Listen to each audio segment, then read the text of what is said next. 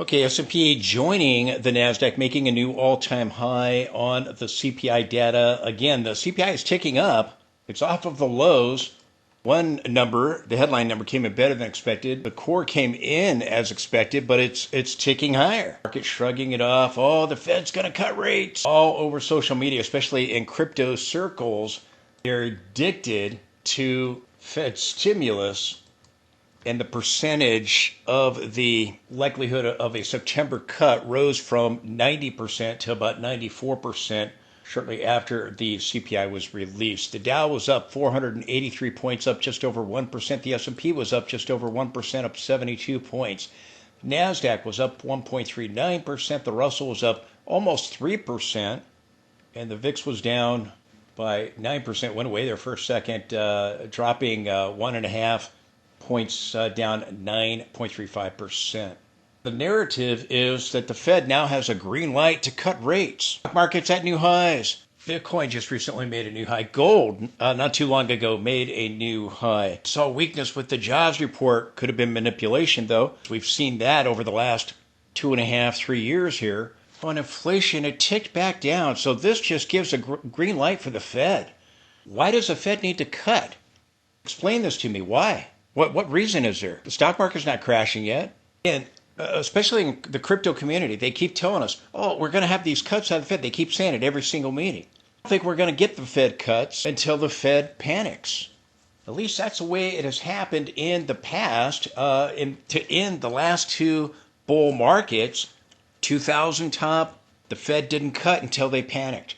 The 2007 top, the Fed cut in at the beginning of 2008 after they panicked. A couple of cuts out of the Fed before the election, I think shortly thereafter, but again, they stopped. They're afraid of the tariffs causing inflation. We saw the rally today, CPI, even though it's moving off of the lows, a headline number coming better than expected, so we got a rally. It came in 0.1% less than expected, so no sign that the tariffs cause inflation. Happy days are here again. The Fed's going to cut. This proves it. And I think the opposite is true. I think that, again, we're seeing inflation, the CPI inflation, bottom out and begin to tick back up. And again, earlier in the year, I told you inflation was going to bottom. I told you when it did bottom. I believe that's the bottom. Now ticking up. But held steady, the headline number at 2.7. After I called the bottom at 2.3. It's still on the rise, but it didn't uptick on a year-over-year basis. Core did. The core rose by 3.1%. Again, it was flatlined there at 2.8%. It's now also starting to rise. And again, I believe you're going to see this rise much higher levels. I don't think we're going back to 9%, but I think you're going to see it tick up as we've saw in 2007. The Fed still slashed rates. The CPI was supposed to come in on a year-over-year basis. It was supposed to come in at 2.8, came in at 2.7, which is what it was previously. The core on a year-over-year was supposed to come in at 3.1. It came in at 3.1, but that's above the 2.9 we previously had. So it came in line. The month-over-month numbers came in line, but the headline came in just a little bit better. So we don't need to worry about inflation, even though we're moving up off of the lows. The market is addicted to Fed stimulus. They want that rate cut because they believe that the rate cuts usher us in this new bull market when, again, it will create a market top. When the Fed begins cutting, in all likelihood, we see it happen the way it did in 2000 and 2007, the Fed will panic and the rate cuts will be associated with a bear market and a recession. Just one thing to note, we did get the CPI today. We are up on the CPI. We're going to get the PPI, and again, sometimes when you get the two reports, one day is up, the other day is down. Just be aware of that. So on Thursday, before the market opens, we'll get the PPI's wholesale inflation. VIX had a bullish harami yesterday, a bullish inside day. Again, candlesticks mean nothing unless they get confirmation and a follow through. Told you we needed to get a confirmation of that and get back above the 50. We did not. We pushed back down. We pushed deeper than the trend line I had marked with the shadows. So I've excluded the shadows here. And that upper boundary, it intersects with the lower boundary right here. Or if I move it and take it from this level right here, excluding some of the shadows, then we're back testing that. Again, I'll be watching See if we still see an August sell-off, which I think is going to likely be the case. So far, the seasonality, again, is not playing out. We've had the bullish divergences on the VIX, gave us a breakout of the bullish falling wedge, but throwing back and turning down off the center line on the MACD, RSI pushing back below 50. Do we now see confirmation of a higher low or another reference point of divergence if the divergence is not done yet on the S&P and the NASDAQ?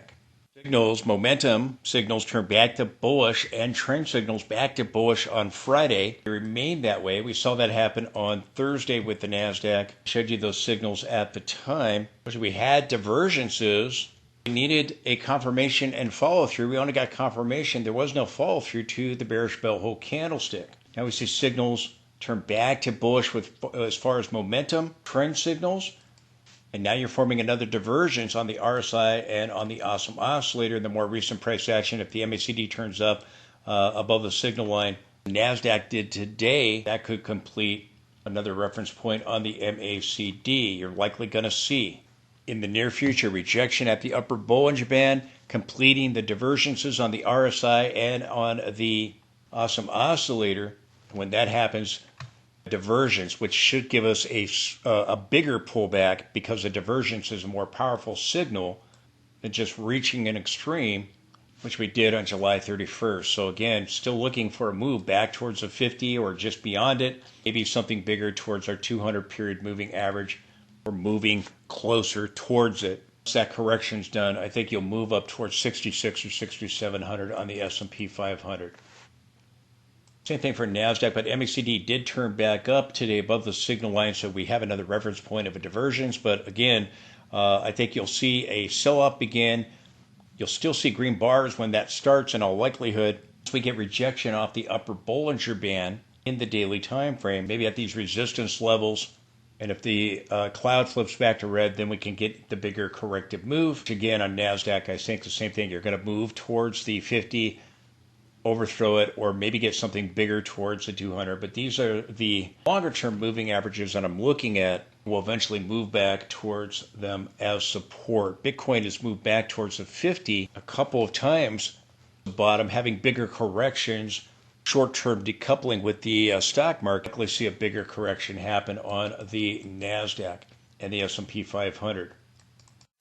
At the bottom, again, the people are telling us we're going to crash when I called the bottom. The same people telling us there's no way the stock market can go down.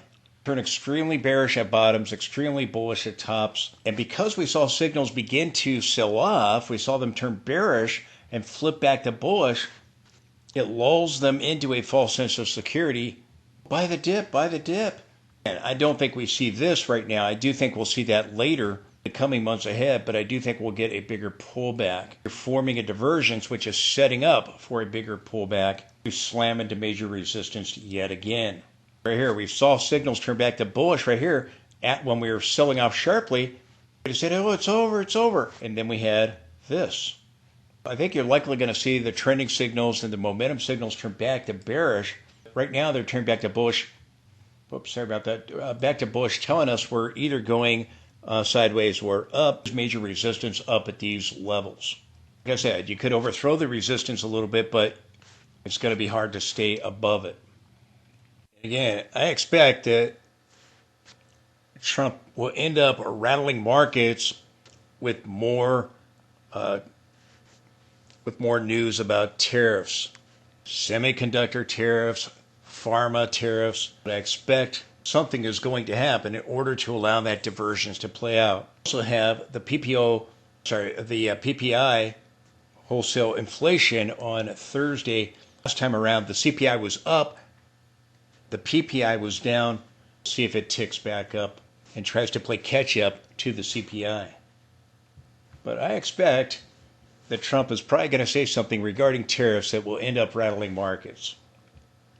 They're just going from bullish to bearish back to bullish. And remember, I told you my signals, the entire advance have remained bullish. Momentum turned bearish, but the trend signals never did up until we had this sell-off after the July 31st peak. And now we're going back up to test resistance again, going sideways You could do that. You could get some choppiness before you get a bigger sell-off. And again, I don't think we're going to get something like this. We're likely forming a larger divergence like what we had between December and February, but I do think we'll go much higher as the divergence forms. February peak wasn't much higher than the January and December highs. I think the S&P will go towards 66 or 6,700, the trend line in the weekly time frame, the trend lines I'm watching with the linear and the log scaling. But we're seeing signals go from bullish to bearish back to bullish. Trend signals with momentum signals had a sell signal, a buy signal. Momentum turned bearish, trend signals turn bearish, and then they flip back to bullish. So again, likely forming a divergence on the RSI and the awesome oscillator. Still may not be done yet, and it's still possible we overthrow resistance levels in the weekly time frame. If we do, we may not close above them. If we get rejection at the upper Bollinger Band this week, it's possible that we end up selling out before the weekends, if the divergence is complete on the RSI and the awesome oscillator.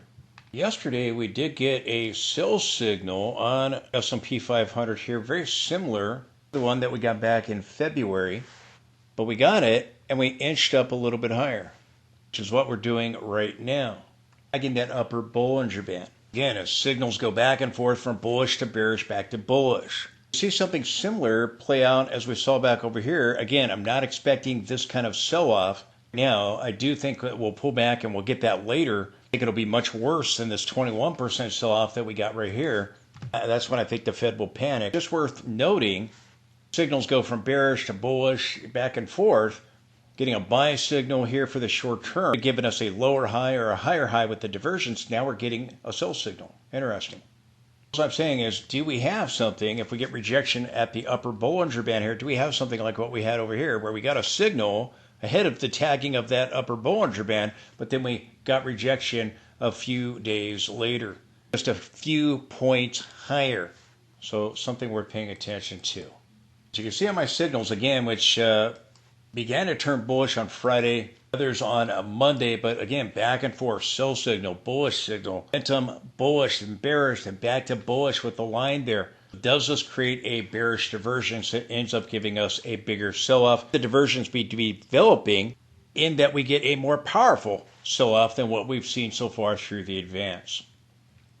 And here yesterday, we also got a warning sign of a possible coming corrective move, but we're still going higher. Again, seeing signals flip to bearish, back to bullish.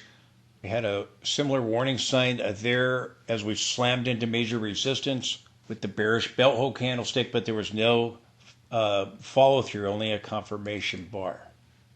Same thing here. Again, signals bullish, turned to bearish, back to bullish, momentum and trend signals. Something like over here where they turned bullish, but it didn't last, completing divergences in the daily time frame, the RSI and the awesome oscillator. The signals, again, turning back to bullish on Friday. For the most part, here with the bars, now the cloud going back and forth, just again showing we're going sideways or up, one or the other now. Likely forming that divergence on the RSI. And again, signals just going back and forth. Again, we had red bars going down when we were trending lower. We had blue bars on the way up, flip to bearish. And then on Friday, again, a lot of the trend signals and momentum signals flip back to bullish. Tells us we're either going up or sideways, likely forming that divergence. The colors mark the trend, but when they go back and forth, you're going sideways.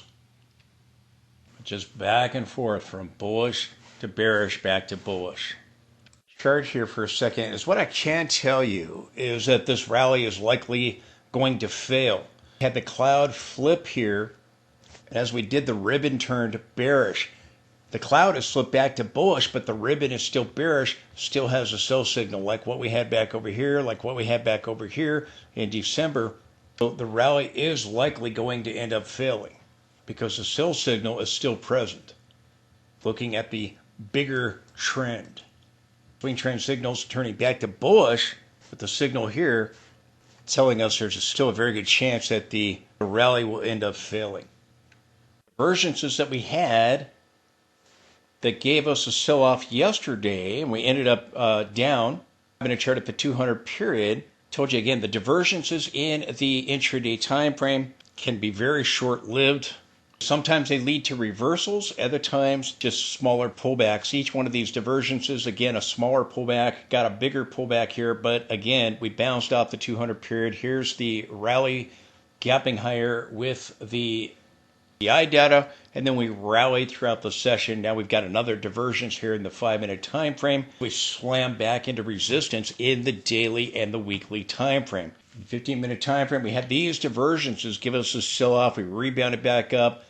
These divergences only gave us a pullback to the trend line. I talked about that in yesterday's video. We gapped higher, bouncing off the trend line here, bouncing off the 200 period in the 5-minute time frame, and that pushed us up to a new all-time high. The divergences only gave us smaller pullbacks as they developed, and then this bigger one to the trend line. And the push above the high here has now taken us back up to resistance in the weekly time frame, back up to the upper Bollinger Band in the daily time frame, moved up to extremes yet again, being slightly above this peak. We had a high at 64.46, so we're about 19 points above that high. S&P rallied just over 1%. Here's the 30-minute chart, same thing. Now that we've become overbought on the intraday charts, we'll be watching to see what happens. We are going up above this high and slamming into resistance yet again. For the week, S&P is up 0.88%. And I've been talking about this trend line again. 31st, we slammed right into it there, and we turned off of it. We got that red bar. It was a bearish engulfing, but there was no follow or confirmation of that bar. Last week, we did not confirm, and we had an up week, which I was watching to see if we would get a lower high or a higher high. And I told you if we got a higher high, we're going to go back and slam up into the trend line yet again. And here we are. We're going up and we're slamming into that trend line. But this time, we're forming a small divergence now on the RSI here in the weekly time frame. We've gone higher. But so far the RSI is not here in the weekly time frame. Again, I still believe we're going to see the seasonality likely play out, but so far it's not. I think we're going to see an August sell-off is what I'm talking about. Seasonality is not playing out at the moment. We're still making new highs. I told you the seasonality sometimes doesn't play out, but I still think you're going to see a pullback, eventually try to, at these resistance levels, eventually try to clear them and go up to this other channel line here. I do think you're still going to get a pullback first. I still think we'll see an August sell-off, but it's been delayed. Here's the seasonality again, suggesting a sell-off here early August that goes on into the end of the month. So far has not played out. Again, the seasonality back in March did not play out. Went down. It was supposed to rally in March. We went down to an April low. The seasonality plays out a lot of the time. A lot of the time it plays out, but it's not always going to play out. I still think we'll see an August sell-off here as we have marked on the chart here. Now we're forming a divergence on the RSI with the S&P 500 and on the Awesome Oscillator, another reference point of a divergence. So all we've done is just rally back up and slammed into resistance yet again. We're still likely going to get an August sell-off that may now spill over into September. Same with the linear scaling, again, coming right up into this trend line yet again. Obviously, we slightly overthrew it, and again, just slamming up into it yet again. This is why I told you that I thought we had a top on July 31st. Same for the NASDAQ, just slamming into this trend line. We inched slightly above it, and here now testing it again. This is the log scaling for NASDAQ, the weekly time frame. The linear scaling, we're just slightly above that trend line. We'll see how we close out by the end of the week. I told you we could possibly overthrow these trend lines. There's major resistance. Now, not only does the S&P have resistance with our linear scaling trend line here from the 2023 low, the log scaling trend line from the 2022 high. Not only are we slamming into this resistance, but also in the daily time frame. You take a channel, parallel channel from the 2023 low to the April low, you bring it up to our December high, and it pointed right to where we reached on July 31st. We slammed right into it, and we're doing that once again right now. I'll zoom in here, but you can see the channel here in the daily time frame. So there is resistance here in the daily time frame. There's resistance in the weekly time frame. Some of these different trend lines that I'm talking about. If I just zoom in here, you can see that December high over here pointing up to our recent high. We broke down from the rising wedge, and then we went up, back tested the rising wedge, slammed right into it, came down, and now we're slamming into that trend line yet again, along with the trend lines in our weekly time frame.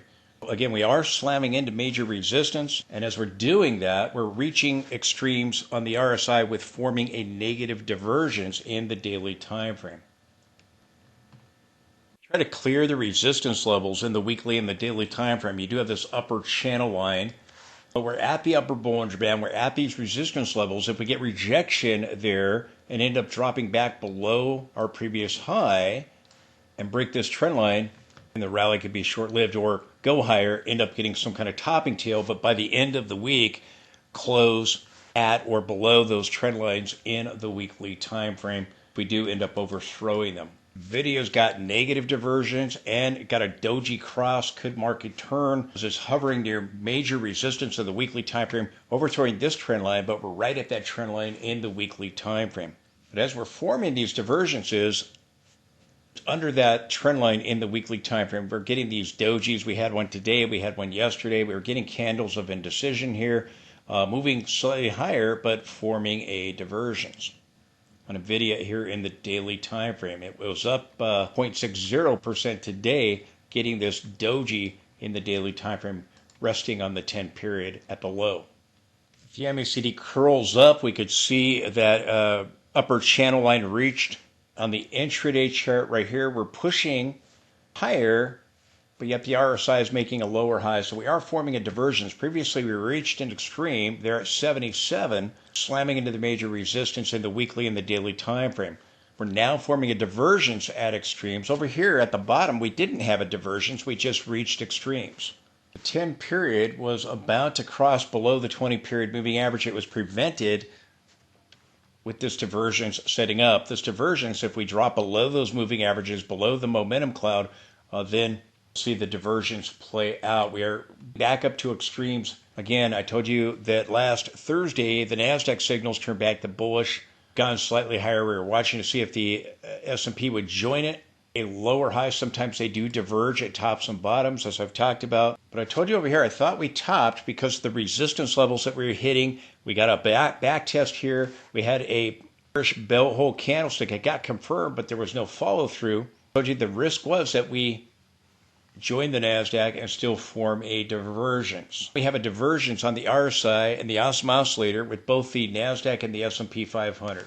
I think we'll still see a sell-off, but I think just being delayed. I told you I thought we had a top here. I was wrong about that. I could be wrong if a divergence forms, still slamming into the same resistance that we were slamming into over here. Trend lines in the weekly time frame. The further right you go to the chart, they go just a little higher, still slamming into major resistance. Additionally, we're also hitting the upper Bollinger Band, which is what happened when we formed the January peak. We moved slightly higher here and got a divergence, sold off a little bit, and then formed a better defined divergence at the February high, and we formed a larger divergence, ended up giving us the bigger sell-off. So we are seeing the same thing, the upper Bollinger Band being tagged. We're closing above it, and you're forming a divergence here in the daily time frame. Be watching for a close back below the upper Bollinger Band. The December top, we hit the upper band, we got rejection at it, we sold off. Went up and hit it again in January, we got rejection at it, we sold off, but then we went a little bit higher, slightly above the January peak to the February high, hitting the upper band yet again, forming a multiple point divergence before selling off. Now again, I don't think we get a sell-off like this, but I do think we'll get a pullback, but we're going sideways. Again, my signals went from bullish to bearish, back to bullish. We're either going up or sideways, and it's likely, again, we're forming a top with the negative divergence that still may not be done yet. We're watching, do we get rejection surrounding the upper Bollinger Band here with the close back below it here? On July 31st, we did get rejection at that level at key resistance. So still at these resistance levels, we're still at upper Bollinger Band here, turning off of it, coming back up to it. Correct, we're likely going to the 50, maybe as low as the 200 or the cloud in here. Then we're going to go resume the advance and make new highs. Right now, the S&P is doing the sidestep. We did the sidestep over here for 2.5 weeks. We popped a little higher, sold off, and we're forming this divergence. Very similar to the price action that we had back over here in January and February. The MACD turns back up again. The divergence may buy a little bit more time. This divergence that so far has given us a sideways move over on in here, and then we popped higher, getting another divergence in the more recent price action. Do we see another multiple point diversion? And we're seeing a short squeeze back into resistance. We've seen insiders sell. We've seen institutions selling. We've seen in recent days a pattern of starting higher and ending lower. So we are seeing some distribution by the institutions, letting the retail investors, the herd, pop it higher. Now convinced there's nothing that's going to take the market down. And again, let me be clear. I'm looking for a pullback and then for much higher levels towards 66 or 6,700. Same people that were telling us there's no way the market was going up and we were going to crash at the bottom. These are the same people now telling us there's no way it's going down. We'll probably get a bigger correction than what we've seen so far in the advance after I called the rally, called the bottom, predicted the rally, because we're at major support. Well, here, top, because we're at major resistance, we're moving slightly higher. Back into that resistance yet again. My bottom call played out. My top call did not play out, but I warned you that if it did not, I could be completely wrong and we would set up a divergence here in the RSI.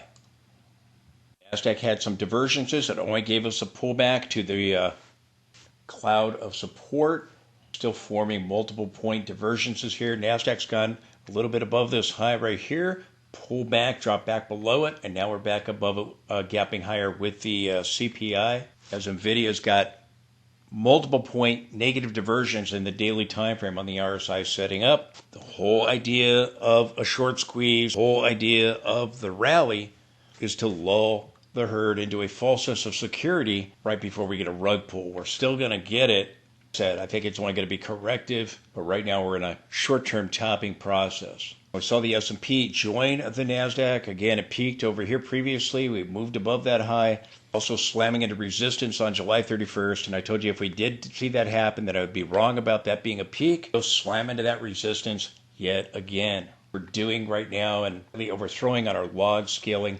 NASDAQ broke down from the rising wedge, rebounded back up, and again forming the same of divergence on the RSI as the S&P. Again, the S&P joining the NASDAQ. Again, it looks very similar to what happened in January and February. Still think we're going to end up seeing a pullback, then getting a rejection at extremes. As we slam into key resistance, now we are getting bearish diversions forming in the daily time frame. The MACD did turn back up today. It hasn't done so yet with the S&P. It still could. It doesn't, but it still could. But you're getting another reference point of a divergence here. So you now have this multiple point divergence that could lead to a bigger pullback. Because it doesn't happen immediately, we remain overbought for an extended period of time here. We've went up and we turned down and now we're going back up. And that causes retail investors to believe that, well, I'm seeing a sell-off yet, so it's not going to happen. And as I said, if I was wrong about the highs on July 31st, we would end up forming divergences. We'll likely see those begin to play out here once this finishes. Not only do we have S&P at the upper Bollinger Band, but we also have it with NASDAQ. Again, NASDAQ closing above the upper Bollinger Band. Watch to see when it closes back below it. When that happens, which will probably be before the week ends here, likely see this divergence begin to play out.